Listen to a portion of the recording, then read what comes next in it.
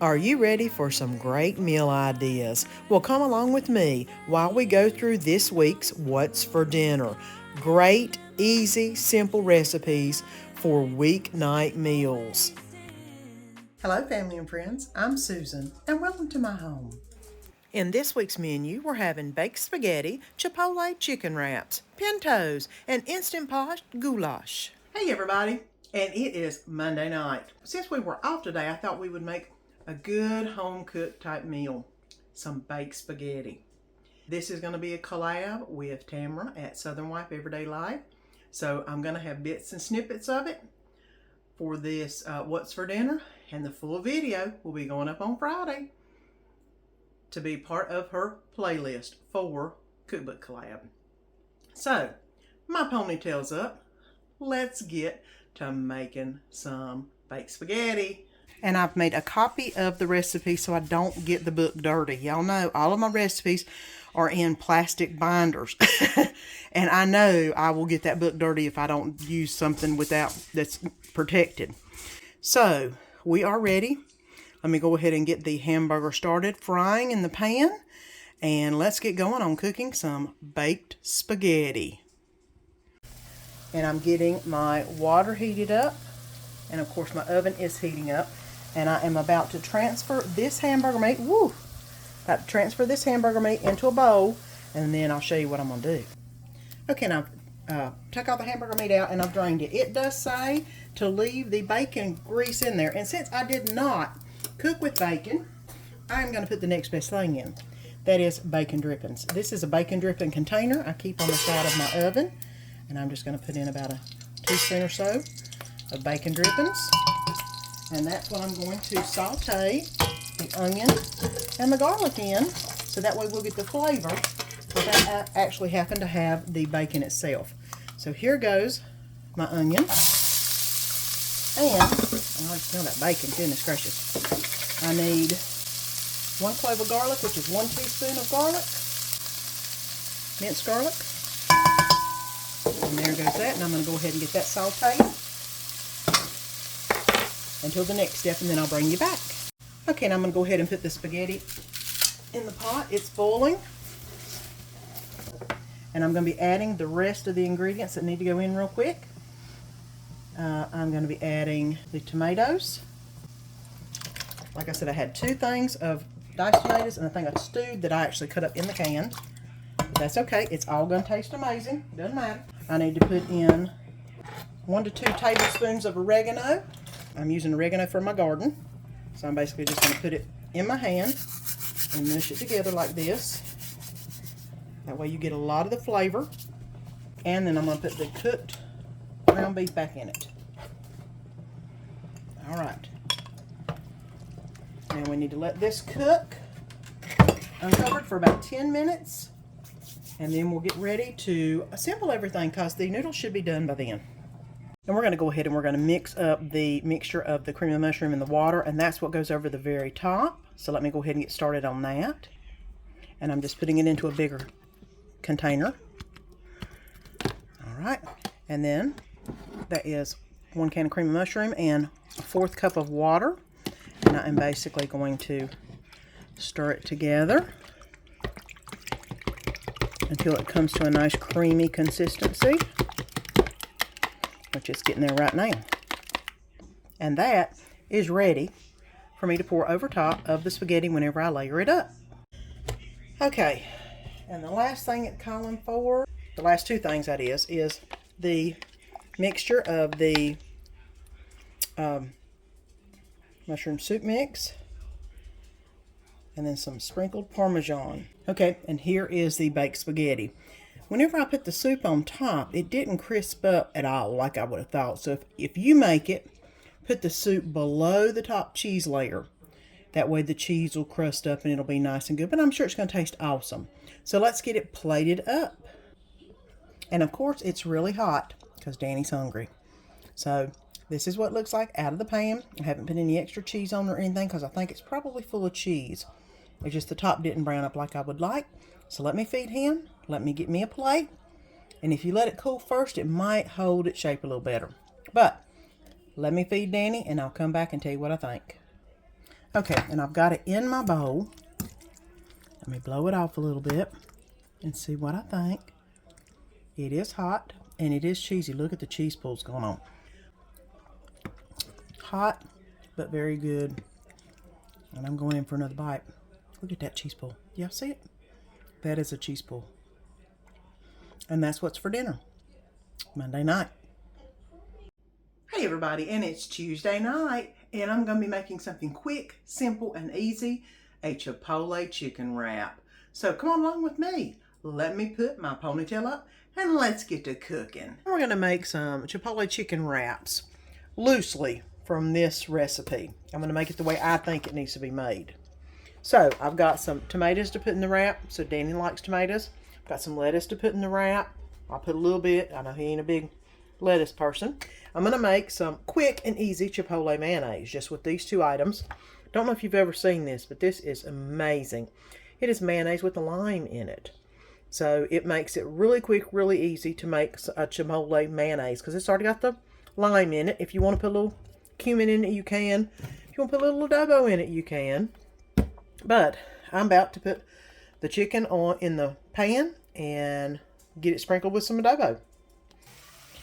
And I've got the chicken in the pan. I've got it right now on high because these pans take a long time to heat up. They're really thick. But I'm going to go ahead and let this cook up, and then we'll get it shredded up. I did put adobo sprinkle on both sides, so they have plenty of that.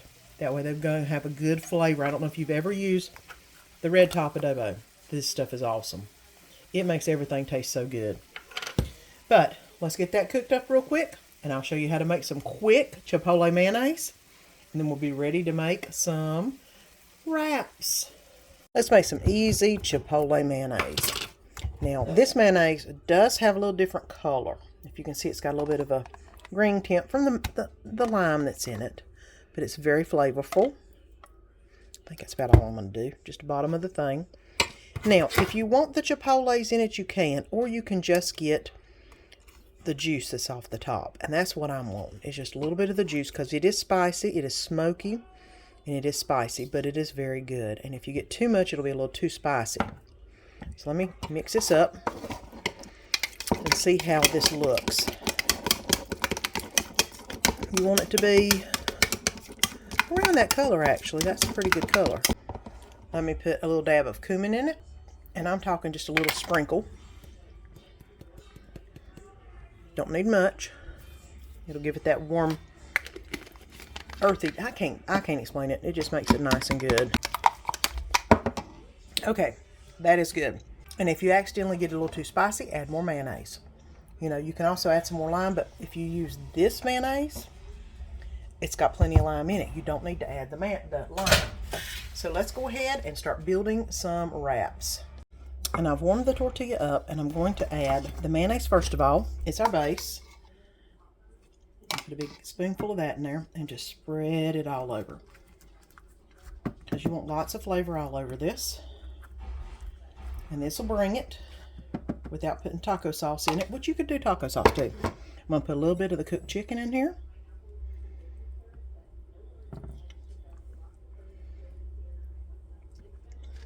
Put a little bit of tomato in here for Danny.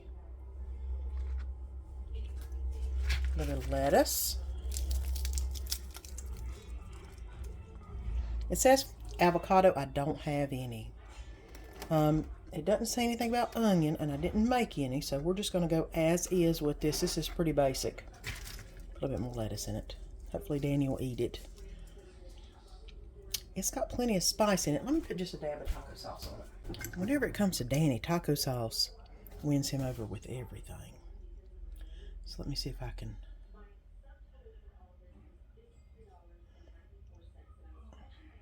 A little bit of taco sauce.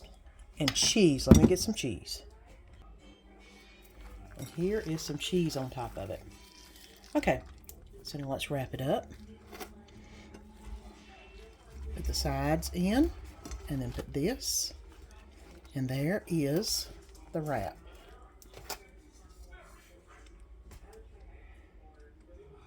And there is the Chipotle chicken wrap. I don't have anything else on it. I could put some sour cream on it, actually. I didn't think about that. get a sour cream in there. There we go. Now that should do us. Okay, Chipotle chicken wrap. Here you go. And that's what's for supper. Tuesday night. And it's Wednesday morning, and I'm going to do what I've done many times before. Put some pintos in the crock pot. I've got about 2 cups of pinto beans that have not been soaked. They're dried, and I'm going to put in about 6 to 8 cups of water. It just depends on how it looks once I get it in the pot. 6. Yeah, I'm going to do 8. I like to have at least the same amount of water as I do beans. 8's usually what I do. Okay, there we go. 8 cups of water. Now I'm going to put a piece of ham in. I do have a ham bone, but I hadn't cut all the meat off of it, and I don't want to waste a bunch of meat on the ham bone. So I'm just going to put some ham in here from Christmas. And some Lowry seasoning salt. I have the big old jumbo thing of Lowry's here. Some sprinkles, because it just makes it taste so good. You can make your pintos however you want it. This is just the way we like it. I'm going to put it on high while I go to work. So we'll have pintos ready to go whenever I get home, and I'm going to make some cornbread with this. I'm going to put the lid on, and I'm going to go to work, and I'll see you back once I get back from work. Hey everybody, and it's Wednesday night. And if you saw a little bit of the footage I taped earlier this morning, you know we're having pinto beans. And I'm going to make some jalapeno cornbread to go with it. Good, hearty meal for a cold day. So, my ponytail is already up. Let's get to finishing up this supper. And I'm going to make some jalapeno cornbread mix. I'm not adding the cheddar. I don't think it would be good with the pinto, so we're not going to do that. It's very simple. Add some milk, add some butter, put it in the oven, and we are great. So let me go ahead and see what else we need to add. And we're going to be pouring in the whole thing of the cornbread mix. There we go. Ooh. A bit of dust going on. 6 tablespoons of butter, melted. Don't know if you can see that. There it is. Well, almost melted. It'll be melted good enough. And then I need to also put in 2/3 cup of milk. Okay. There we go. Now, I'm going to stir this around, try to get that butter incorporated in there. And you need to make sure there's no lumps in it. And that is good. Now I'm going to spray my pan and get ready to put it in the oven. Okay, I'm going to spray my well-loved pan. It looks dirty, but it's not. It's just old. And then I'm going to go ahead and pour the cornbread mix in there. Okay, let me spread it around real quick.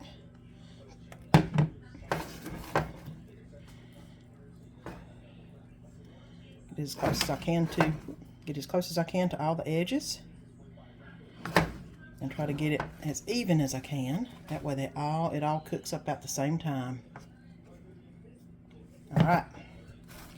That is ready to go in the oven as soon as it gets preheated, which it's close to being there. And I just got the cornbread out of the oven and sliced it up. And there are the pintos. Look how good they look. And out of a crock pot and haven't been soaked. And have been cooking on high all day. And whenever I got home, I turned them down to warm because they will cook to nothing if I don't. Look at that. All right, we are ready to eat some pinto beans. And look at that. Perfect pintos. And you don't have to worry about them burning because they're in the crock pot. And you don't have to set with them or stir them that much. Apparently Danny came in here because he's off this week and stirred a little bit, but not much. And then we're going to get some cornbread on it. And here it is. Pinto beans and cornbread. Okay, and there's the pickled okra and the onion. And we're ready to eat. There you go. Pintos, jalapeno cornbread, ready to eat. That's what's for dinner Wednesday night. Hey everybody, it's Thursday night, and tonight we're going to be making some Instant Pot goulash. Good, warm stew type meal for a cool day. My ponytail is already up, so let's get to cooking. And tonight we're going to be having some Instant Pot ground beef goulash.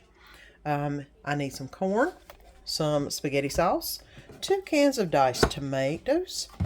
For some reason, I need some brown sugar. I guess I'll add a little bit. I'm not too sure about that. Pound of hamburger meat that I've defrosted. Some soy sauce or Bragg's aminos. Some Worcestershire sauce. Some elbow macaroni. This is actually some bouillon cubes in water. I'm going to make 2 cups of beef broth. And some garlic powder. So that's all we need for this recipe. Let me go ahead and get the Instant Pot going. And get everything in the saute, and then I'll bring you back here in just a second. And I added little spritz of water in there to see if it was hot enough, and it is. Look at it. I'm going to go ahead and add the hamburger meat in. Get it going.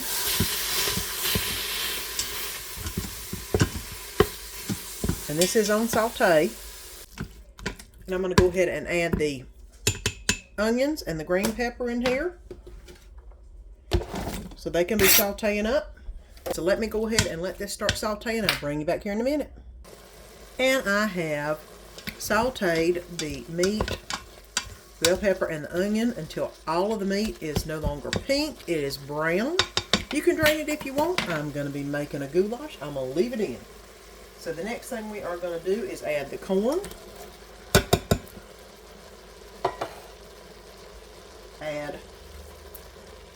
I'm doing traditional tomato pasta sauce, that is, the Aldi's.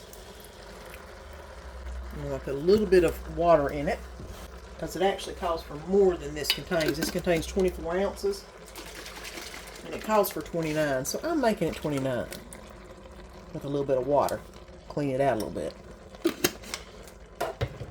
2 cans of diced tomatoes. All right. It calls for 1/2 cup of brown sugar. I'm not too sure about the brown sugar, so I'm going to do about 1/4 cup or less.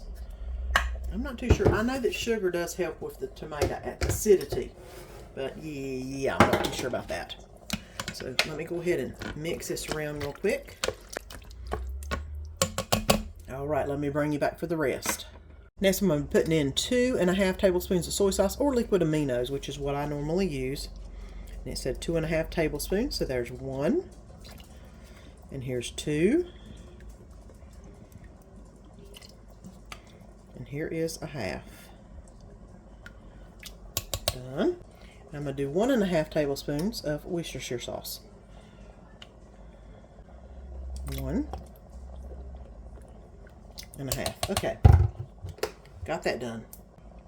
Okay, and 1 teaspoon of salt.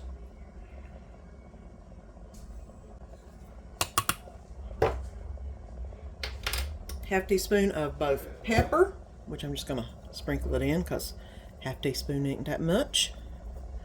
And 1/2 teaspoon of garlic powder. Okay? Okay, now I'm going to go ahead and stir that around real quick because the next step we have to do, we can't stir. So all of this is in here. It's all stirred around. Nice and meaty. All right. Now, we are ready for the last step. The last 2 steps, that is. 2 cups of elbow macaroni. And you pour it on top. You do not stir it in, is what it says. It says that you do mash it kind of into the mix, which is what I'm doing. And last but not least, the 2 cups of beef bouillon are going in. And you do not want to stir it. You want to pour it on the very top, just like I'm doing. And then mash it down to make sure that it's all completely covered, which it is. Now we are going to put the lid on and turn it to sealing. And we're going to pressure cook it for 4 minutes. And then we're going to have supper. That is pretty much amazing to me. Okay. So we are going to turn it off because mine you can't do. There we go, 4 minutes. Now, we got it on 4 minutes. We'll pressure cook it for 4, and then it should be ready. That's amazing. It did take just a few minutes to put everything together, but 4 minutes, that's not bad. We'll see you back in a little over 4 minutes. And let's remove the lid. All right, there we go. Stir it up a little bit.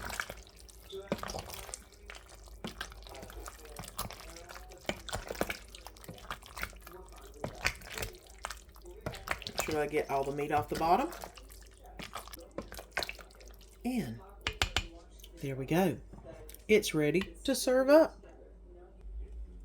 And here you go.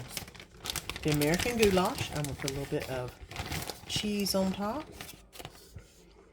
just to make it look pretty. And get a little bit of melt factor going on, because that is a good melting cheese. And there you go. American goulash. It's what's for supper Thursday night.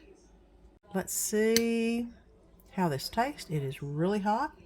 There's a little bit of a cheese pull. It is really hot. It is very good, actually. It's a lot like a tomato soup with some vegetables and meat in it. But it is very good. So, that's what's for dinner Thursday night. I hope you've enjoyed this week's What's for Dinner. 4 quick, easy meal ideas for your weeknight meals. And make sure that you come back next week for 4 more quick and easy meal ideas to help you plan your week easier. Until next week, see you then. Please like and subscribe. Follow me on Pinterest and Instagram and ring that bell so you don't miss any of the upcoming videos.